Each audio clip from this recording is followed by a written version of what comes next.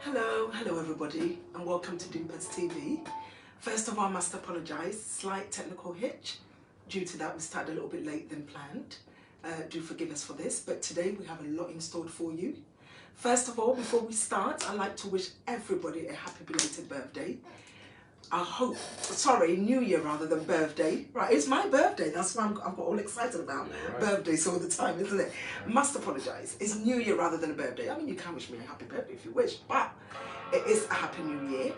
And I hope that all your New Year's resolutions that you have set out, you are following them, whether it's dry January, whether it's vegan, whether you want to aspire to be someone. I hope you are fulfilling that dream. Welcome and thank you for joining us this evening. Today's topic is dementia and communication. And before we move on, I'd like to introduce Chino, who we have been talking about dementia for what, maybe about 2 months now? Yes, we have. And we've got a series going at the moment. Yeah. So it's been awesome having you here today again.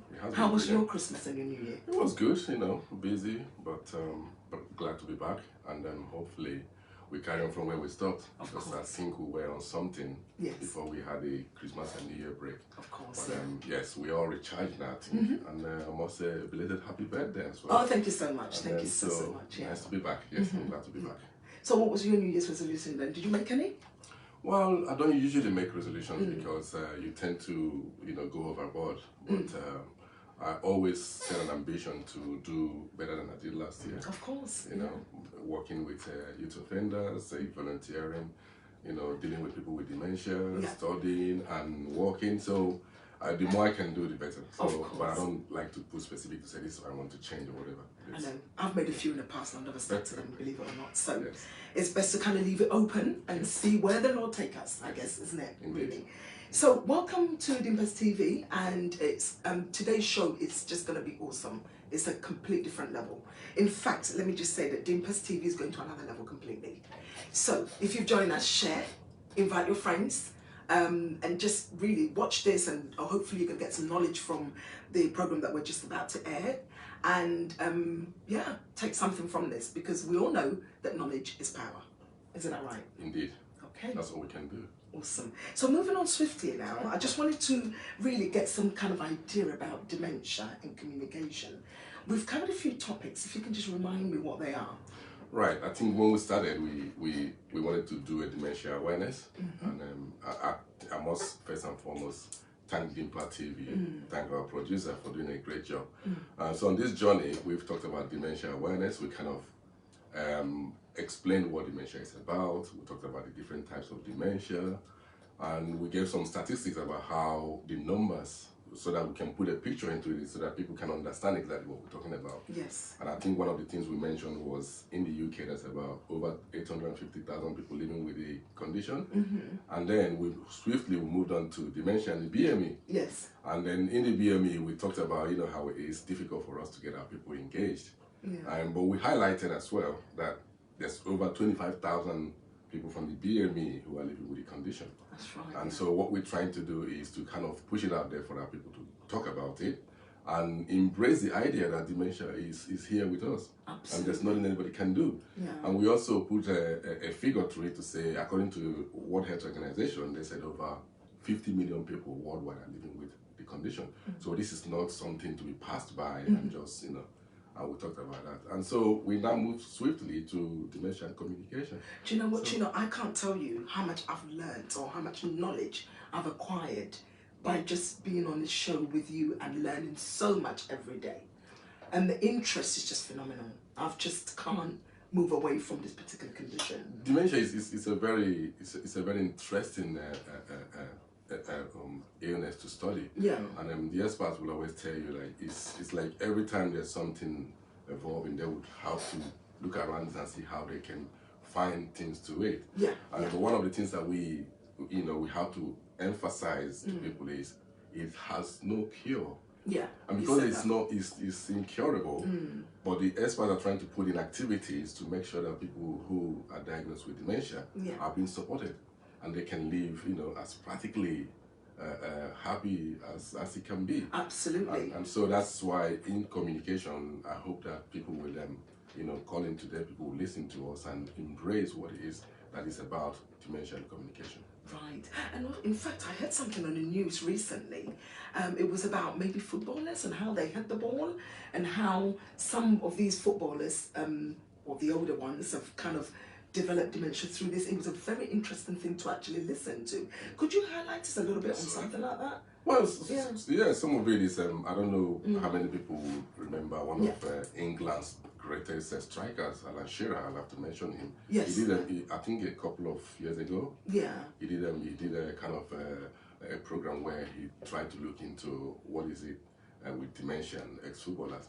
And I think there's another research that came out recently, which suggests that there is a connection between heading the ball and dementia, developing dementia in later age. Yeah. And without going into details, there's a part of UK that's now going to kind of put a ban to children under the age of 13 or so heading football. Yes. And this is making it clear that there is possibly a connection between that. And so we can no longer begin to avoid it, but this is the reality of it. It's reality of it, and I'm so grateful that I've met yourself and Dimpa, who's doing an amazing job by exposing all these different conditions and all the different things that we go through that we don't talk about because we feel like it's a taboo and something's wrong and we're going to be stigmatized and all sorts of things that the BME community think of. And I just think it's such a phenomenal platform to have to talk about this condition. Yes. So I'm going to ask you my first question, which is, today's program is about dementia and communication. That's right. So how does dementia affect communication? Right. With a simple definition of dementia is an illness of the brain. Yeah. That's what people are saying. And communication, everybody knows what communication is about. Yeah. It's either verbal or non-verbal. And verbal technically is just me saying something to you, you listening to me, and you internalize what I'm saying, you in turn give me an answer. And that's what verbal is about. Yes. But non-verbal is gestures.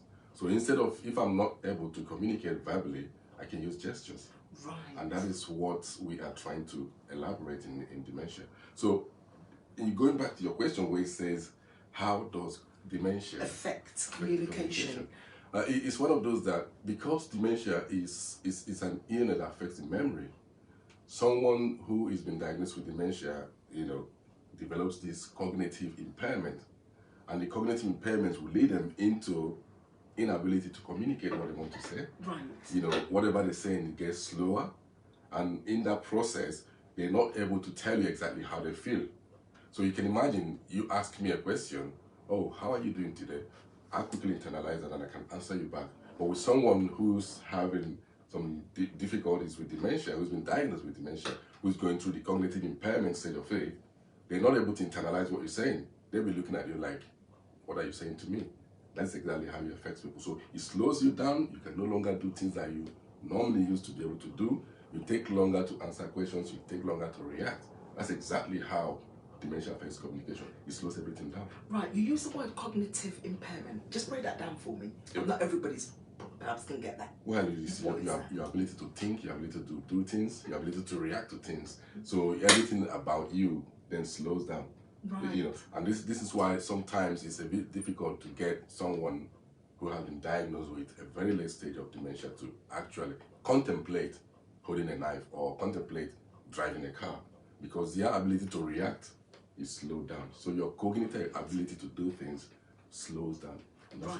So if someone's taking care of someone who's got dementia, how best can they communicate with the person who's got their condition? Say a carer, for example. Yes. How do they? Because I'm sure carers are not trained, or are they?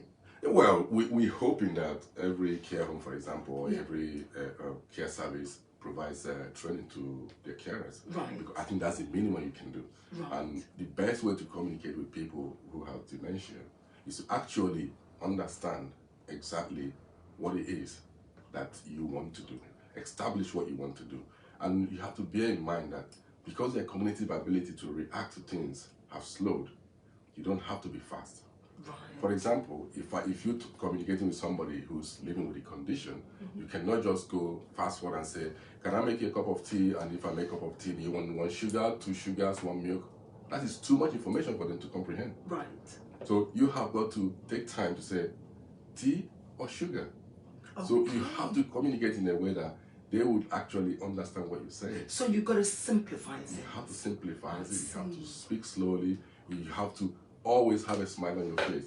And what some of the things you find out is these days, which for me is sadly, you find people caring for people with all these health conditions.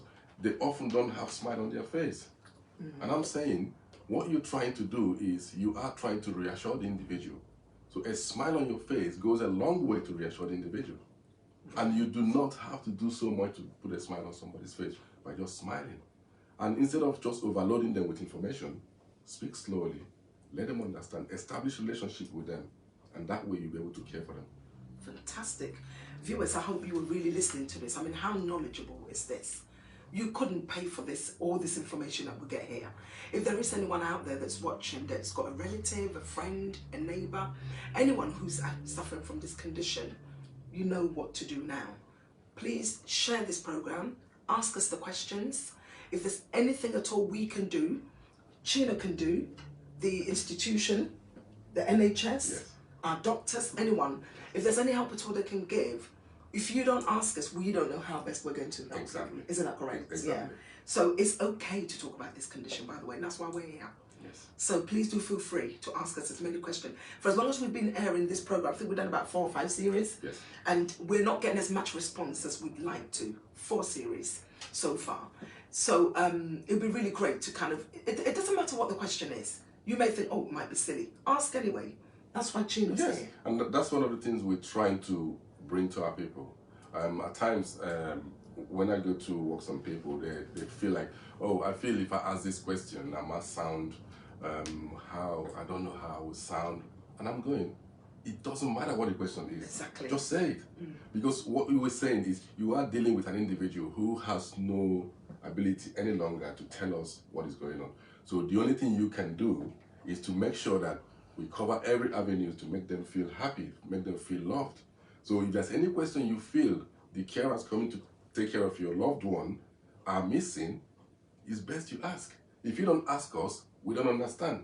Especially if the individual is living at home with you, as a mother, as a father, as an uncle, or whoever, it is your ability to tell us exactly what you experienced overnight that will inform us on how to do the next step. Yes. If you don't ask questions, then we don't know. So it doesn't matter how silly the question might sound, just ask it. Exactly, and you can remain anonymous. You really don't have to, you know, say who you are by sending a quick question to us via WhatsApp, a text, or you can call us and we can, you know, we'll do our best to answer all your questions for you. Yes. And the number is 079 44 34 6028. And remember, if we don't have the answer, I think I know a man who can. Do you know a woman who can? Well, yes. Sure. There's answers there. The answers are there. That's the good thing about it. And I think it's so brilliant these days as well. You've got Google. Listen, no matter how difficult that question is, you can always Google and get the answer. There's answers there. Yeah. There's avenues to explore. There's things to do. The only difficulty we have is people are not opening up. And that is why, especially BME communities, I know people often, when I'm speaking about dementia, people say, you often mention BME communities too much. And the reason I do this is, I have compared the BME community with other group of people. Yes. The other group of people are proactive in going to seek help. But the BME, we know, we are reactive. We react towards the end. Yeah. So that is why I often keep on BME. I just want our people to be proactive, be bold enough to ask questions and seek help. I mean, we live in a country where at first point of need of health, services, you can get it. So why are you holding back to go and ask questions? The only thing that can happen is the doctor says, or the specialist says, there's nothing wrong with you. What is wrong with that? But the thing is, if they can catch any illness, not just dementia, if anything that can be caught earlier, then there's a possibility of putting things in place to take care of the individual. But if you wait towards when it's now deteriorates, then it becomes difficult for everybody. See, I hear the passion in you, honestly. And the kind of work I do, I struggle to reach our community as well. And sometimes I get really frustrated. And I'm like, this is handed to you on a plate. Take it, please. Yes. But I know, and I hear you. And sometimes we leave it till the last minute. And then what? It's the witch in that village who's causing all that, isn't it? Yeah. Yes. Which is really, we must move forward. This is 2020. And listen, the knowledge is there. If you really want it, it's all there for you. Please, please, let's change our mindset and grasp as much information as we can get and run with it. Because if it's useful for you, it'll be useful for your children, Yes. it'll be useful for your family, it'll be useful for your friends, and so forth. And I hear the passion in you, Gino. I'm very passionate about it, and because the studies we've seen, what the experts are saying is this illness, the numbers is going to grow. Yes. It's not reducing. Of course, and the older we get, and I mean, we're living longer now, aren't we? Yes, Of course, because one of the highest risk factors for dementia is age. Right. But I always have to emphasize to people, just because you're getting older doesn't mean you will get it. But it's just a fact that one of the highest risk factors is age. But the experts are telling us the number of people living with dementia will continue to grow. So if this is the case, and if you take an example, the BME in this country, majority of them we hit in the age of 60, 70, 80s and beyond. And then the experts are telling us that the older you get, the more likely you will get it. It's a very simple thing for you to understand that if somebody is then getting to that age, then they might get it. It's not that you will get it, but why don't you go and ask questions? Exactly. That's I what mean, we're saying. prevention is better than cure. Absolutely. You and I agree on that, don't Yes, we? Yeah. yes. We have to do that because we can't keep reacting. We have to be proactive. Well, one thing I can say, Gino, since coming on this program, there's not been a single day that I've not read up on something to do with dementia. And that's why when the BBC report caught my eye, I was quick to send you a message saying, look, I've just heard something on the news, and is this factual? And if it is, how best can I even go and research a bit more about Yeah, it? there's a lot of journals there. There's a lot of research done about dementia. This has been going on. It's a worldwide, health condition. Yeah. So it's not something that's restrictive or restricted to a certain group of people. It can affect anybody. And if it can affect anybody, why are some group more proactive in going out and looking for help? Why are the BME people, kind of react towards the end of it? When everything has deteriorated, then you have the issue of people reacting. Right? Yeah. So we want to stop that. We want to kind of bridge the gap. We want people to understand that dementia is here to stay. And the only thing we can do is to proactively go and seek answers. Of course, right. It just moves me on to ask another question, really. Why is communication important when talking to someone who lives with the condition? Why is it really important? Do we use gestures? Do we use... I cannot emphasize the importance of of communication it. with people with dementia. Because you have to realize this individual who, years back, is able to tell you how they feel. If they have headache, if they want this, they're able to tell you. Now you realize they are incapable of telling you this. So what is now for you to do is for you to do your best. And the best thing to do in terms of communication is to show reassurance. They want you to reassure them. Yes. They're looking up to you now to reassure them. They're confused. They can't tell you how they feel. So it's the onus is on you to look at the individual in the face, have a smile on your face, like I said before, reassure them.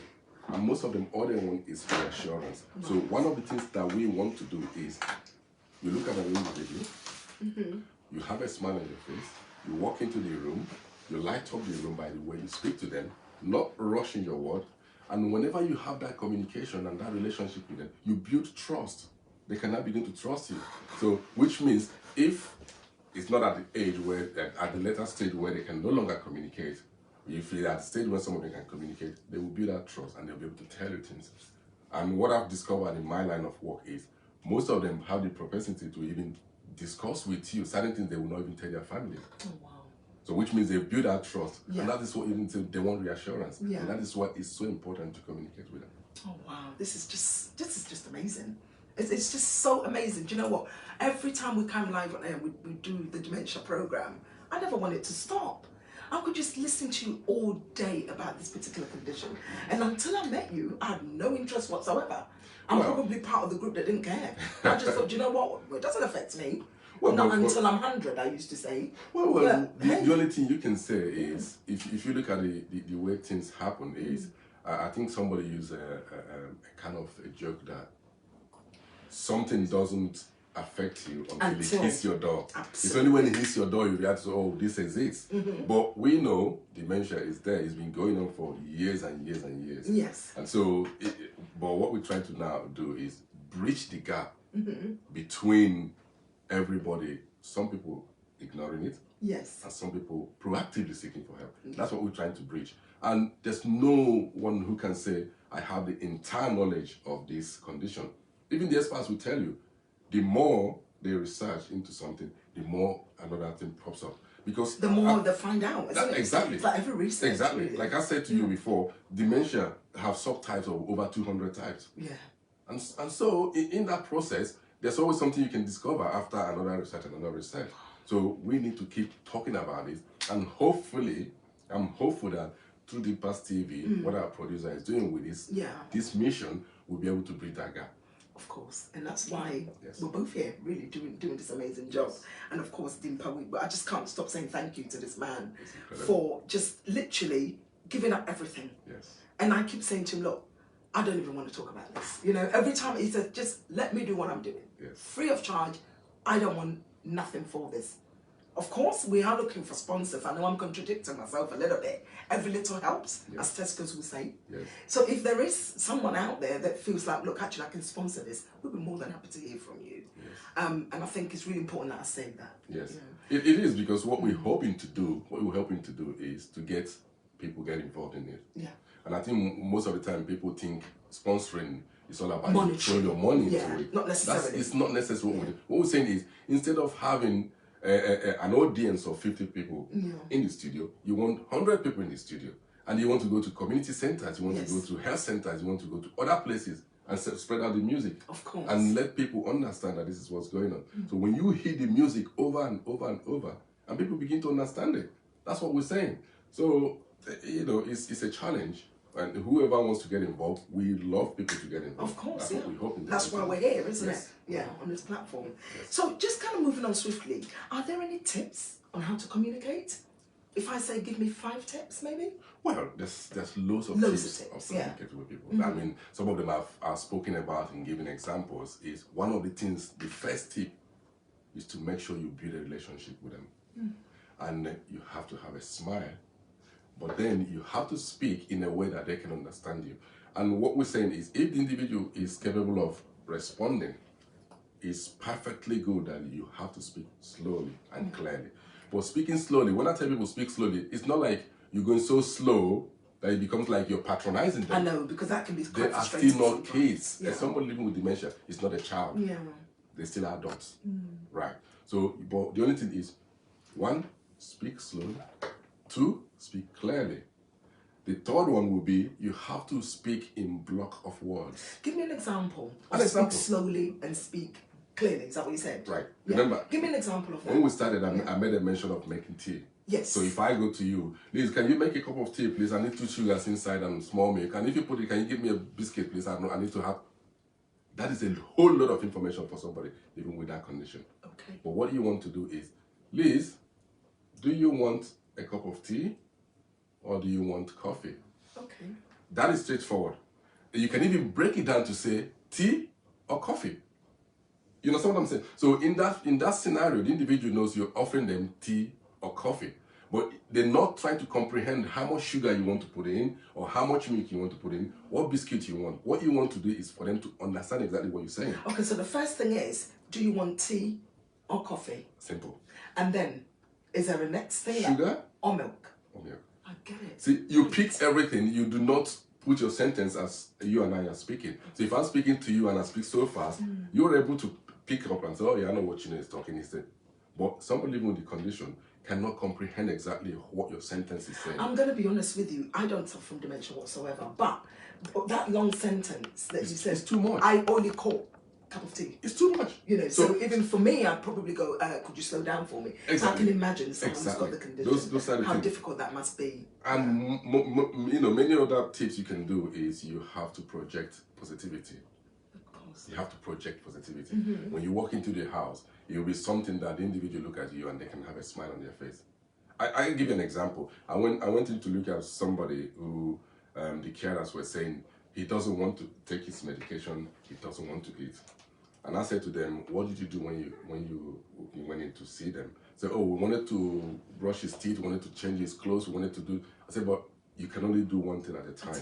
Yeah. And what you need to do is go down to them, sit close to them for a few minutes, have a chat, and you know very much well the individual, because they're now at the later stage of their dementia, they're not going to communicate back to you. It's not like they're going to tell you, oh, I'm well today or whatever. But you sit down with them, oh, how you been doing? Everything is okay, right? So in that process, you establish that relationship with them. You reassure them. They feel your presence. And then as they feel your presence, the next step is, right, what we're going to do is we're going to, brush your teeth and we're going to give you a cup of tea, right? I'm going to go now and get your brush and I'm going to brush your teeth. So you are making conversations. Even though you're not getting anything back from the individual, you are talking and they can feel that you're saying something, even though they can't get back to you, but you reassure them. That's how you build bond. Right. So what I did, I went in, I took the brush, I sat down with the individual, I had a quick chat, say, you remember me? He does not remember me. But this is just my way of making sure I build relationship. I say, listen, Mr. So-and-so, I'm back here today. I'm going to be looking after you. You remember, we're going to brush your teeth. This is just me trying to build a rapport. So let me stop you there 1 minute. So this is somebody you're looking after. And how many years have you been looking after this patient for? About 2-3 years. Okay. And they don't know who you are? They wouldn't know.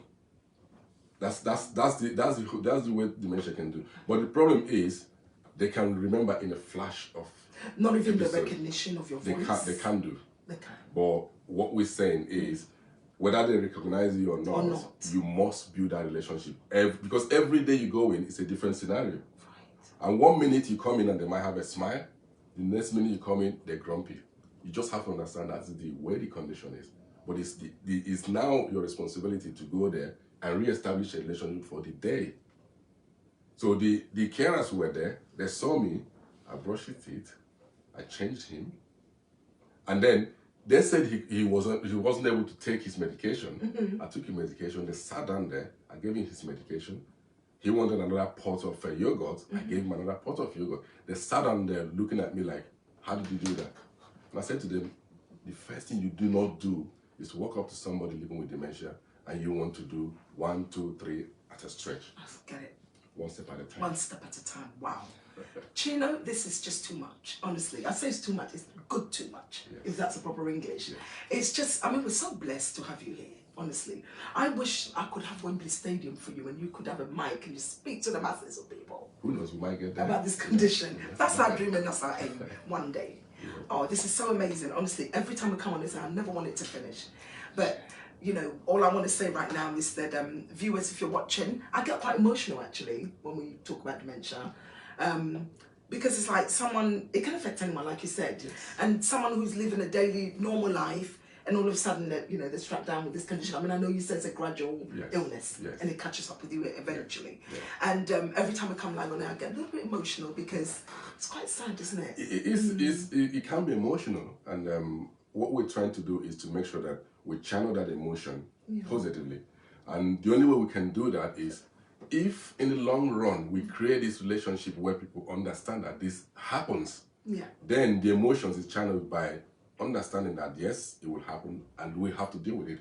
And that's why one of the things I'm hoping that if things begin to progress the way we're progressing, DinpasTV will be everybody can share information and we begin to go down to secondary school level. Yes. Because my ambition is to take this discussion to secondary school level so that when children are in secondary school, they can understand that uncle, auntie, mom, dad could get this. And if you begin to get it into them to understand this is the stages that things can happen, when it happens, people are more prepared. I know we do not accept it. We can never accept our loved ones being ill. Yes. But not a question of accepting it, but it's just a question of understanding. Understanding, so absolutely. If we can understand it, then we build that emotion in a way that it will help us look after the individual living with the condition. That's what we're trying to do. Oh, thank you, Chino. I can't thank you enough. Viewers, if you please share this program. Ask us the questions. The lines are open and the number is 07944 346028. We are here. As you can see, I'll pick up the phone and it's on and we're ready to answer your questions. Please call us because it's really important that we serve our community rightly. And that's why we're here. Yes. So if anybody's got any questions at all, the lines are open and we're waiting for your individual questions. But do share in the meantime. Of course, you can follow us on YouTube at DinpasTV, or other social media platforms will be announced very shortly. And we are so grateful that you could join us this evening. Like I said, we're still here. So, Chino, anything else you want to add? Yeah, well, I think one of the biggest issues that we often have is, and I keep using that word, denial. And if you remember when we started this journey, we've used that word so many times. The reason we're doing that is people often say, well, okay, yeah, well, maybe tomorrow I'm ringing, or Yes. you cannot continue to wait. Very and true. then when something happens, then you kind of react in a way that it hits you when you're not prepared. So my advice always, go out there, ask questions. Because if you don't ask questions, you do not get any answers. That's right, yeah. You know? But I'll tell you what, though, in our community, we're quick to ask the gossip questions, aren't we? Yes. Yeah, definitely. Because I gave you an example before. if you were to throw an invitation out there and say you want people to come to a party, you get more reaction. Absolutely. But when you say people, we're having a discussion about dementia, people will make excuses. It's either I'm working or I'm doing something. But what is more important to us? The health condition that has been going on, and which is now, I mean, it depends on who you speak to. It could be a crisis, because you can't have a population having over 850,000 living with it, and the projection is going to rise. And then that, if that's not a crisis for you to react, I don't know what a crisis is. At the BME, over 25,000, like I said. Yes, you did. And how the BME people are getting older. If that's not a crisis for you to react, I don't know what it is. So what we're trying to do is not to frighten you. We're trying to make you understand that this is what is going on. We have to ask questions. Absolutely. And because there's no cure, it makes it even more important for you to understand what this journey is about. Because in the coming weeks and months, we're still going to run activities about how to take care of people living with dementia. So it's entirely up to people. You have to follow this journey. And if you follow this journey, I make no mistake that at the end, you'll be able to understand that you need to go and seek help and ask questions. That's all we're asking about. Thank you so much, Chino. Thank you, viewers, for watching this evening. We'll be back again, same time, same place. Take care. Thank you for watching. Thank you.